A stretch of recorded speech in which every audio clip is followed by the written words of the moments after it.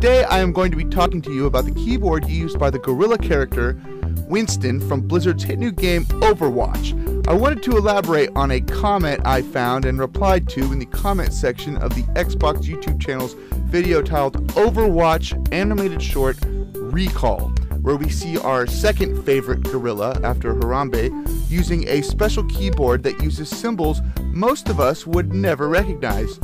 YouTube commenter BLT wrote, "At 136, Winston's keyboard is customized to display the Lexigrams Harold Winston taught Winston with, as opposed to the usual QWERTY layout. That's attention to detail and kind of adorable." Now, if you were wondering, the Lexigrams can be seen at 239 on the wall to the left, along with a poster about Horizon. Now, before you jump to the conclusion that this commenter stumbled upon some sort of made-up gorilla language, I would like to explain these symbols and educate you all on the real-life primate language called yerkish. So what is yerkish? It is a primate language that uses 384 symbol codes, or lexigrams. And in the flashback in this scene, we see a young, cute baby gorilla Winston playing and looking out the window of his off-world habitat, and on the wall we see these same symbols, as if the scientist taking care of Winston was teaching Winston these primate hieroglyphics. Now, the following is an article on the yerkish from Wikipedia. Yerkish is an artificial language developed for use by non-human primates and employs a keyboard whose keys contain lexigrams, symbols corresponding to objects or ideas. A lexigram represents a word but is not necessarily indicative of the object to which it refers. Lexigrams were notably used by the Georgia State University Language Research Center to communicate with bonobos and chimpanzees. Researchers and primates were able to communicate using lexigram boards made up 3 panels with a total of 384 keys. The language was developed by Ernst von Glaserfeld and used by Duan Rumba and Sue Savage Rumba of Georgia State University while working with primates at the yerkish National Primate Research Center of Emory University in Atlanta, Georgia. Primates were taught to communicate by means of a lexigram board, a computerized array of keys labeled with lexigrams.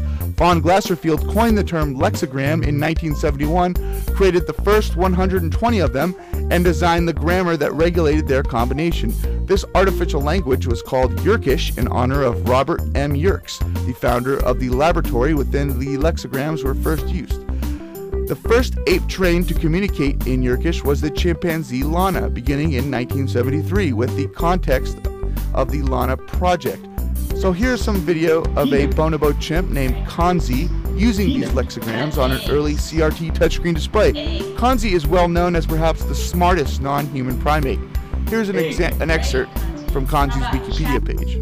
Although Kanzi learned to communicate using a keyboard with lexigrams, Kanzi also picked up some American Sign Language from watching videos of Coco the gorilla, who communicates using sign language to keep her keeper, Penny Peterson. Savage Rumba did not realize Kanzi could sign until he signed "You Gorilla Question" to anthropologist Don Prince Hughes, who had previously worked closely with gorillas. Based on trials performed at Yerkes Primate Research Center, Kanzi was able to correctly identify symbols 89 to 95% of the time. Kanzi cannot speak vocally in a manner that is comprehensible to most humans, as bonobos have different vocal tracts from humans, which makes them incapable of reproducing most of the vocal sounds humans make. At the same time, it was noticed that every time Kanzi communicated with humans with specially designed graphic symbols, he also produced some vocalization. It was later found that Kanzi was actually producing the articulative equivalent of the symbols he was indicating, although in a very high-pitched and with distortions. And here are some further segments from the Wikipedia page on primate cognition about Kanzi and Coco.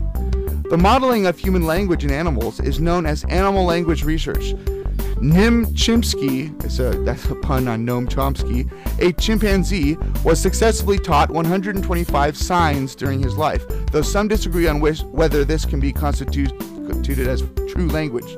There have been other more successful animal language projects, such as Kanzi and Coco, as well as some parrots. It has been suggested that Nim Chimpsky's limited success was due to short training sessions rather than true language immersions.